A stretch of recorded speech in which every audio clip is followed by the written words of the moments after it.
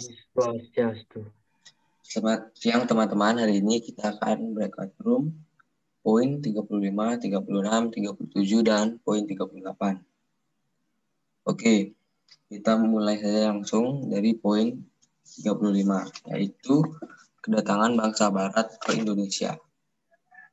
Hal yang menarik di poin ini adalah bagaimana bangsa barat bisa datang ke Indonesia untuk mencari rempah-rempah. Berarti Indonesia sangat kaya akan sumber daya alamnya. Lanjut kita ke kesimpulannya. Kesimpulannya adalah ada 4 bangsa barat yang pernah datang ke Indonesia, yaitu bangsa Spanyol, bangsa Portugis, bangsa Inggris, dan bangsa Belanda. Awal mula kedatangan bangsa barat ke Indonesia ialah untuk mencari rempah-rempah, dan kedatangan itu pun disambut oleh rakyat pribumi dengan baik. Setelah awal kedatangan tersebut, banyak lalu bangsa barat berdatangan untuk berniaga dan berdagang. Tetapi lama-kelamaan mereka bangsa barat mulai berdagang dengan kasar kepada pribumi, dan fokus mereka teralihkan melihat SDA di Indonesia sangat melimpah, dan akhirnya berdagang pun bukan tujuan mereka, dan niat menjajah pun mulai terlintas di pikiran mereka. Oke, kita lanjut ke poin 36, yaitu pengaruh monopoli perdagangan. Hal yang menarik adalah bagaimana mudahnya rakyat Indonesia bisa terpengaruh oleh monopoli perdagangan. Kesimpulannya, monopoli perdagangan berarti penguasaan pasar atau perdagangan yang dilakukan oleh suatu perusahaan. Bagi perusahaan, monopoli sangat menguntungkan karena mereka dapat menentukan harga beli dan harga jual. Baik, itulah pembahasan poin 35 dan 36 dari saya. Silakan selanjutnya lanjutkan poin 37 oleh Dela. Poin 37, pengaruh kebijakan kerja paksa.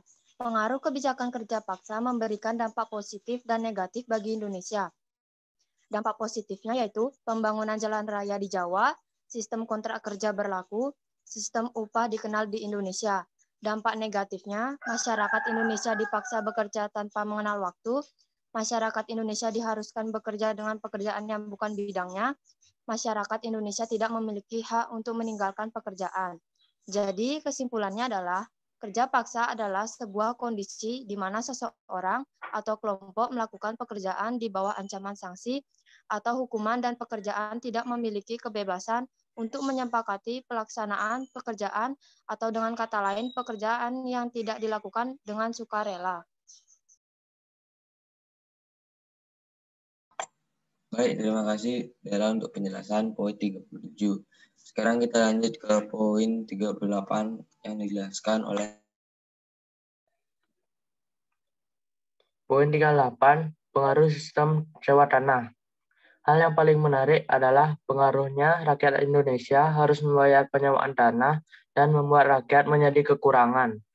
Hal ini dijelaskan pada zaman penjajahan Belanda dan sudah dihapuskan oleh Raffles karena sistem ini tidak sesuai dengan dirinya yang liberal. Kesimpulannya adalah dengan adanya kapitulasi, maka Indonesia jatuh ke tangan Inggris. Inggris mengirimkan Thomas Stamford Raffles sebagai letnan gubernur di Indonesia. Zaman pendudukan Inggris ini hanya berlangsung selama 5 tahun, yaitu antara tahun 1811 dan 1816. Raffles menegakkan suatu kebijakan kolonial, yaitu sewa tanah bagi para petani. Itu dilakukan untuk mencegah pemerintahan Belanda masuk untuk menguasai kembali atau untuk mempertahankan kekuasaan Inggris. Baik, terima kasih Tegus untuk penjelasan poin 38. Oke, itu saja untuk breakout room hari ini. Kita sudah menjelaskan poin 35, 36, 37, dan 38. Terima kasih teman-teman untuk udah bergabung. Boleh